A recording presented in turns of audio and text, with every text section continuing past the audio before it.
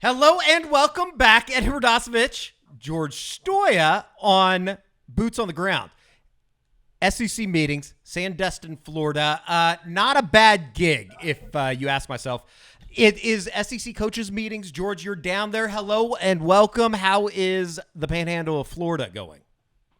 It's beautiful, Eddie. A lot better than Oklahoma. I can't complain. I'm right here by the beach, so it's been a lot of fun. It's a who's who down here, Eddie. A lot of people have been asking me where you're at. That's right. You should also see this camera setup we've got going on. Carrie sent me down here with the camera. I have no idea what I'm doing with it, but we got it up and working. So it's been fun. Got to talk to Brent Venables for a bit, which we'll get into, but definitely worth the money that it costs to get down here, for sure. Let's stay here. I mean, what is it? What are you at for the people that maybe don't know? Oklahoma obviously making the move into the SEC. That is official on July 1. This is the coaches meetings. What are you doing down there? What is it that we're down there covering? So there's a lot of coaches meetings in terms of guys talking about changes in rules or regulations, discussing the future of, these sports, because it's not just football.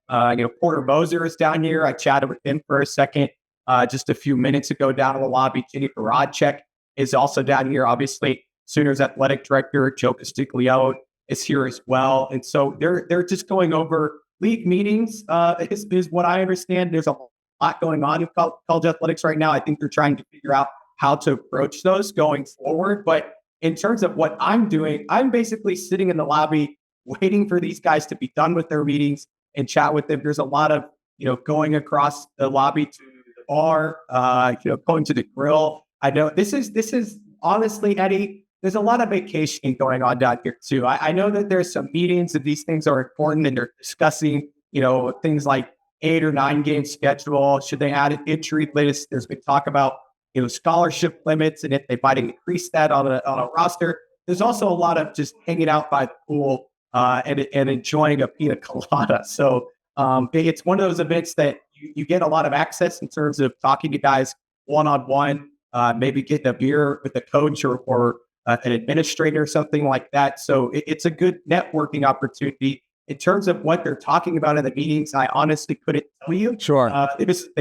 It's a lot of stuff that goes over, I think, a lot of our heads, but it's good definitely to see and catch up with some of these coaches that, honestly, we're not very familiar with, kind of hear about their programs and also just see how Oklahoma kind of fits into the culture of this state. No doubt. So let's start here. Greg Sankey, SEC commissioner, he did speak to the media on Monday night. And, I think one of the big things that kind of jumped off the page to me and something that I know that we've battled throughout the last couple of years, just in terms of injury information. There is a thought that there might be an implementation of some type of injury report. I think everybody is familiar with an injury report, whether it be the NBA stuff or the NFL stuff. Kind of your overall thoughts on if that is to come to pass. What would that mean for Oklahoma? Would you have to have some type of injury report provided by like a Thursday night of a game week? How would that go down, do you think? I really don't know, and I'm not sure if they know the answer either. I do think this is something that's going to happen, though, and you've seen it happen at some schools already too. An injury report, it's rare, but you've seen it across college football the last few years. And I think Steve Sarkisian made a really good point today, saying that he thinks that it's what the NFL does and it's what college football should do because it's holding teams accountable about it. And he was asked directly, how would you force coaches to do it? And he said, well, why don't we just fine us? That's what they do in the NFL. And he goes, we all make enough money. You can go ahead and fine us, which I thought was an interesting comment. And I know there's some coaches here that are definitely for it. Sark is one of them that kind of said, hey, I'm for putting out an injury report. I'm cool with that. Billy Napier said the same. Brent Venables didn't really comment much on it. So I don't know if that means he's for it or against it. But it has been interesting to hear some of their perspectives. I do think, though, as the NCAA and college football continues to progress to being a non-amateur sport, like we're seeing in terms of making these guys employees, they're getting paid, those sorts of things, you're going to see more implementation of these sorts of rules where you have an injury report. Maybe you have how much guys make in contract reports, those sorts of things. that you do see in the NFL. Well, I would imagine too, just with the gambling aspect that is out there Yeah. now, and I think it's pretty obvious, whether it be from the professional ranks or from the collegiate athletic ranks, that it's a big money business nowadays, and I think that they would try to do anything that they could to, I guess, help those endeavors to a certain extent. I don't know if that's the right way to put it, but it is going to be interesting moving forward. I know that it was something that Ross Dellinger had reported on a couple weeks ago, and I guess I'm asking you now. We didn't talk about this before we started recording. Carrie had actually informed me about it before we started recording. Any talk about the walk-on element that could be eliminated here moving forward in college athletics? Sounds like you're going to have an 85-man roster or an 85-man scholarship unit, that the walk-on situation in the world of college football or the world of college athletics could be kind of bordering on extinction to a certain extent. That's been the biggest talk of today in terms of non-Oklahoma things and a wide scope of college football. That has been the question that has been brought up to every coach that has spoken today. And I think that most coaches don't want to see that walk-on program go away. And I think Brent Venables made a good point saying that, he's trying to build a program that they have that many guys and that they build depth. And he goes, it's not just about guys that can come in and play for you. It's guys that can practice for you. I think that that's where you've seen, especially for Oklahoma, under Brent Venables, is the preferred walk-on program. We've seen them bring in guys that, they wouldn't be able to fit in the scholarship, but hey, we'd love to still have you on the team and maybe you contribute either on the practice field or maybe you earn a role. And, I think of a guy like Andy Bass, who's going to be a PWO. I think that's a perfect example of a guy that maybe you don't get that guy in the future if you do limit the roster. And I know that Brett also brought up and said, hey, I know everybody wants this to be the NFL and that it's going towards the NFL. But this isn't the NFL. It was never meant to be the NFL. And so he goes, I don't want to get rid of something that makes college football. And I do think that we continue to see, though, trends that are moving away from the tradition of college football. I do think, though, the SEC and a lot of these coaches will fight to have as many guys as possible on the roster. It's one of those things, too, that I think that the NIL space has certainly created some animosity, I guess, from the fan base. But to a certain extent, like, there is some backbones of college athletics that I think needs to stay put. And I would argue that some form of a walk-on program is important to a culture, to a locker room, all that kind of stuff. It'll be interesting to see what ends up happening there. You did talk to Brent Venables today for about 36 minutes down in Destin, Florida. Let's hit on some of the bullet points. Obviously, this is some of the first comments that he's made about Dominic Williams. Obviously, it was a very important get for Oklahoma through the transfer portal from TCU with the beefing up of the interior. What was Brent Venables' thoughts on Dominic Williams and his ultimate signing, who's now in Norman and ready to take part of the first summer workouts for Oklahoma that open here at the end of the week? Yeah, and for anyone out there that wants to see what Brent said, I'll have a lot of stories online. It was an audio-only type interview, so I don't have the video of it, but he touched on a lot of subjects. Dominic Williams was one of the first things that him and I kind of talked about, and he just said, hey, look, we know that we have to be bigger and stronger up front on the defensive line, but he said one of the biggest things about Dominic Williams is his experience, playing the last 2 years at TCU, and I know he's still a young guy, but he's somebody that they feel like can be a leader in that room, is veteran. Leadership is something that was very attractive to them. And then also just his athleticism and ability to kind of play both that nose tackle and three tech if they want him to. I think that those are things that really made it attractive. And again, Brent just said, hey, as many defensive linemen as you can get up front, you take them. So I think that was the biggest thing. And he just said that it was a big way for them to be able to get him. Obviously, they think very highly of him. Brent also talked about Brent's kick fit if you want to get into that a little bit. But his overall theme, Eddie, talking to him was just, in the SEC, you've got to have those type of athletes. And they were willing to do whatever it took to get somebody like a Dominic Williams. Was there anything said about, obviously Chris Hardy has committed to Oklahoma or to Ole Miss, excuse me. That was maybe a possible second transfer portal addition from the defensive line. With the situation that Jermaine Lole left them in, changing his commitment from Oklahoma to Texas, any word on, are they still looking? Are there even any possible options out there on the defensive line in the transfer portal, or are they going to stand pat? I think they're going to stand pat, Eddie. I don't think there's a whole lot of options out there right now. I think Chris Hardy was kind of the last one. And I think it was a situation where Oklahoma said, Eddie, if we can get one, great.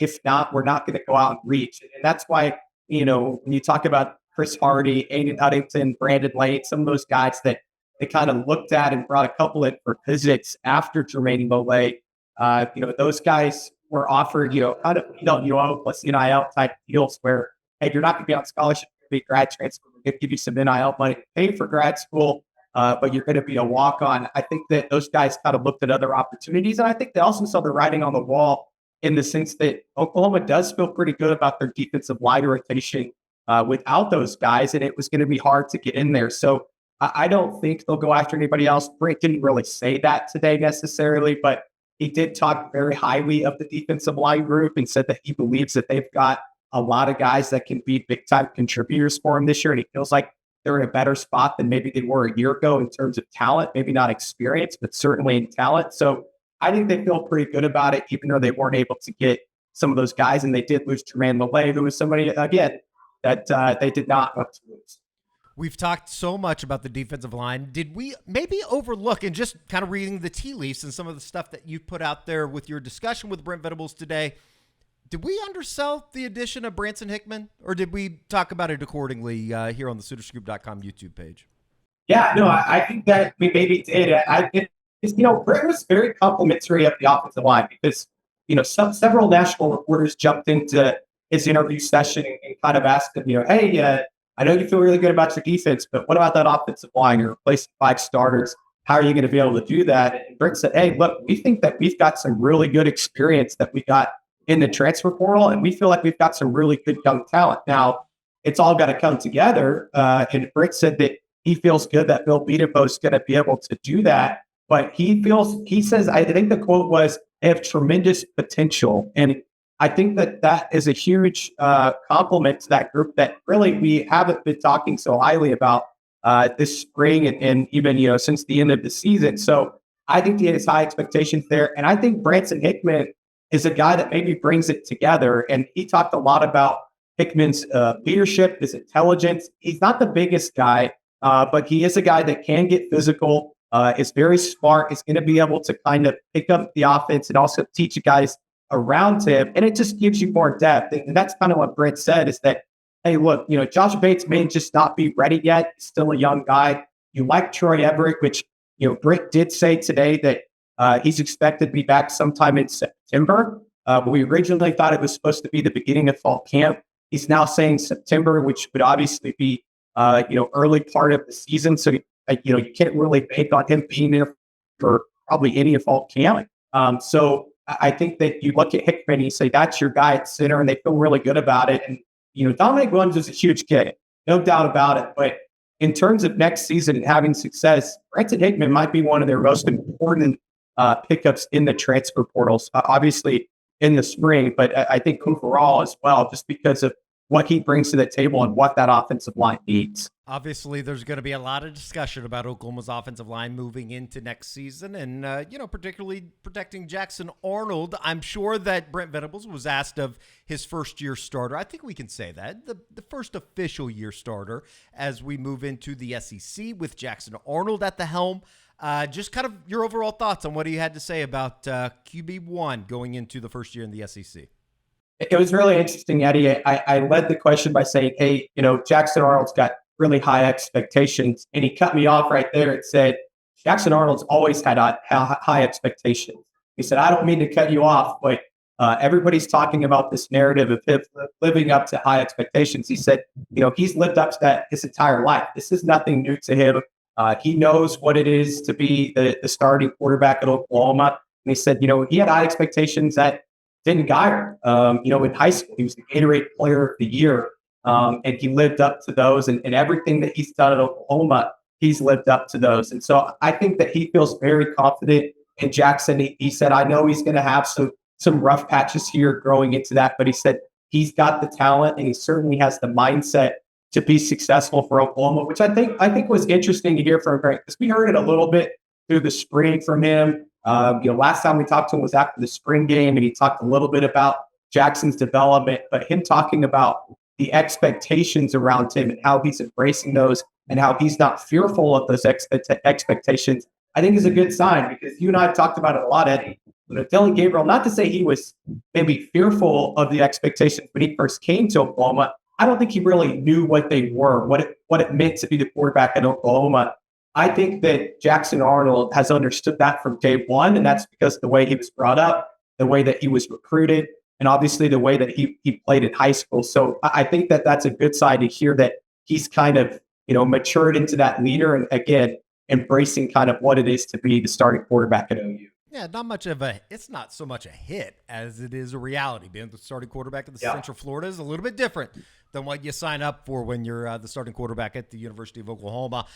Just in terms of leadership, I know that that's going to be kind of a big buzzword when we're talking about heading into the summer and everything that's going to go on with Jerry Schmidt. It's hard not to talk to Brent Venables and, without mentioning the names, Danny Stutzman, Billy Bowman, Woody Washington, Ethan Downs. The list goes on and on and on the defensive side of the ball with all the guys that they're bringing back. I'm sure that was something that not only yourself, but some of the national scribes were asking about as well.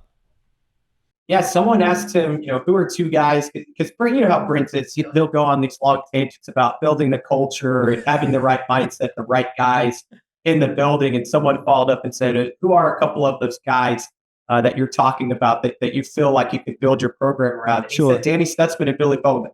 No surprise, right? Those are the two guys that he always brings up. But he gave this interesting story about Danny the past few days. I guess Danny, they start summer workouts officially on Wednesday, is what he said, but they're all back in Norman on Tuesday. Well, Danny got back a few days ago and actually hit up Brent and said, hey, can I come over and hang out and go over some of my summer goals with you? So we ended up going over to Brent's house on Sunday over the weekend, Memorial Day weekend. And those two sat together for hours, watched film, went over some of his goals that, Brent said, look, I already told him what his goals were for the summer. We had an exit interview, but Danny wanted to make sure there wasn't anything else on the table that he could do this summer to improve and make the team better. And I think that kind of speaks to the leadership of obviously Danny. But I think this team, is you're seeing that kind of rub off on some of these younger guys. And Brent kind of spoke to that, is that somebody like Danny could really help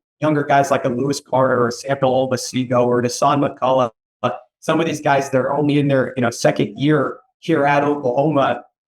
You need guys like a Danny Stutzman to do that. So I thought that was really cool to hear. And him talking about Billy Bowman, which we've heard before, him kind of being like a coach on the field this spring when he wasn't really practicing. I think that was huge for his development and also some of the younger guys. But we know, Eddie, those are the two guys that Brent's really going to lean on, especially obviously on that defensive side of the ball. But two guys that I do think you can kind of have a foundation to build your program. And Brent wants to build this thing as a defensive program. And we have two guys like that have the experience. I think also just the mental fortitude to do what they've done the last couple of years and decide to come back even when they could have gone to the NFL. I think that's just a huge building block for the program.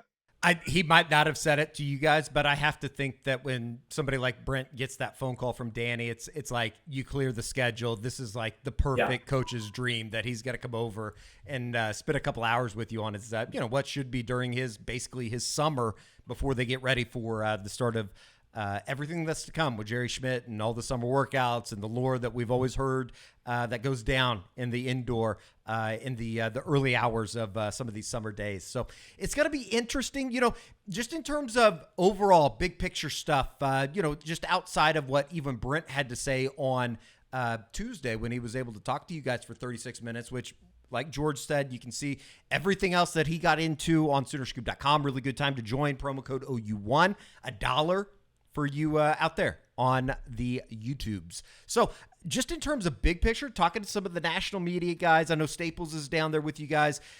What's kind of the tone for Oklahoma in making this move into the SEC? I know that we've talked about it for now, what it seems like 5 years. In reality, it's only been a couple of years.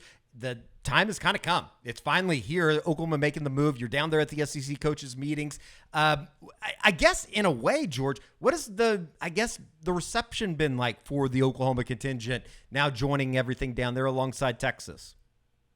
It's definitely different. Yeah. When we walk into Big 12 media days, at least when we have in recent years, there's a lot of looking up to Oklahoma, Right. looking up to Texas. There's a lot of, those are the premier programs of the conference. And I'm not saying that they're no longer premier programs. They're definitely premier programs, but there's a lot of premier programs. I mean, Alabama, obviously with Kalen DeBoer, that has been a huge topic down here, and a lot of people are following them around. There's a lot of hype around Texas. Steve Sarkisian, held court today. There wasn't as big of a media contingent, I would say, around Brent Venables. And then obviously, Steve Sarkisian, he did his press conference at the podium.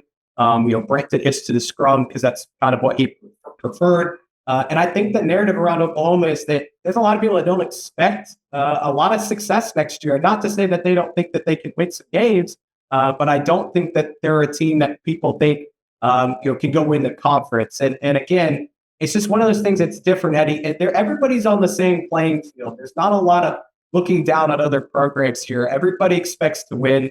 I think that there's a lot of pride, I would say, with each of these programs as well. And you can just kind of sense that talking to whether it's media covering those teams, the national media, and the way that they talk about certain programs, and then as well as just, again, interactions with people.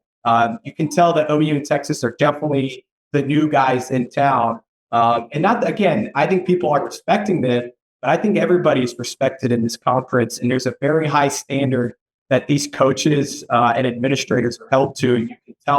You can tell that by just the way that people talk to them. Was there anything that we haven't talked about from Brent? And you'll talk to Porter Moser, Jennie Baranczyk's down there as well. Anything surprising to you that came up that you go, that's not something that he's said before? I think talking to him, again, he talked a lot about the SEC and just preparing for it. I asked him about, roster building. Is it different when you get into this type of a conference? And, obviously he said no, and that you always want the biggest, fastest, strongest guys. He said there's just a lot more of them in this conference. I think talking to him about Zach Alley was super interesting. I asked him kind of the question that we've all been wondering in terms of, was this really a hire to you be more of a CEO coach? And I straight up asked him that. And he said, I don't really know what being a CEO coach is. I have my hands on everything. Zach obviously helps take some of the load off of him, I think, and he'll never really say that. But I do think that was kind of an interesting comment that, I don't think he wants to be labeled as a CEO coach because he just assumes that's what he is in terms of being hands-on with everything. But other than that, typical Brent Venables, talking about culture and toughness and building things the right way, I thought was interesting. I asked him about, having the National Signing Day in June, if he was a fan of that. He kind of gave a, there's pros and cons to everything type answer, typical Brent fashion. So there's a lot of stuff, Eddie. Trying to remember if there's anything else, but hopefully I'll have quite a few stories written up on SoonerScoop.com to kind of read his full comments. Like I said, wasn't able to get any video of it, but he did say some good stuff. And I'm hoping, I'm sure I'll get to chat with him again here later today, maybe even tomorrow. He'll be in town until tomorrow afternoon, and maybe we'll get some more one-on-one time with him. I know we have the poolside reception tonight, which Eddie, you'll be missing out on. I think it's free booze, and it's all off the record, so I won't get any good scoop there. But I do think it'll be kind of fun to see which coaches kind of let loose. I'm sure Lane Kiffin will be one. Oh, I completely forgot that Big Lane's going to be down there. One of our good friends. It's a who's who. I mean, Eddie, you're walking around and you're rubbing shoulders with Sure. Josh Heupel this morning. Zach Selman. Chatted with Zach Selman for a couple minutes this morning. Obviously, now the athletic director over Mississippi State, Jeff Levy, said hello to me. Nothing else. I don't know if Jeff wants to talk to me after some of my comments from last season. He might give you a little shit about the Bedlam meltdown. Yeah, I mean, Jeff's a good guy. I'm sure, he might talk a little bit later. Eli Drinkowitz apparently does not want to speak to the media, which is unfortunate because I did want to see if I could poke the bear there a little bit about Caden Green. And also, it seems like there's a budding rivalry there between OU and Missouri. But you're definitely just running into people left and right that you don't normally see, and they're all kind of, like I said at the beginning, Eddie. they're there for these meetings, and I'm sure important themes are being discussed. But there's a lot of fun being had too. I Sure. would say. Sure. Very good. Well, George, we appreciate you joining us. Maybe we'll catch up again before you get out of town by the throughout the end of the week with everything firing up on the Diamonds with OU and OU baseball as well as OU softball World Series. We did the stickball report with Bob Prisbillo. You can see that right here on the SoonerScoop.com YouTube channel. One request before we get you out of here. I have seen this SEC hat. Is this a hat that is being given out? Is it a hat that you can bring back to Norman? It's something that I need.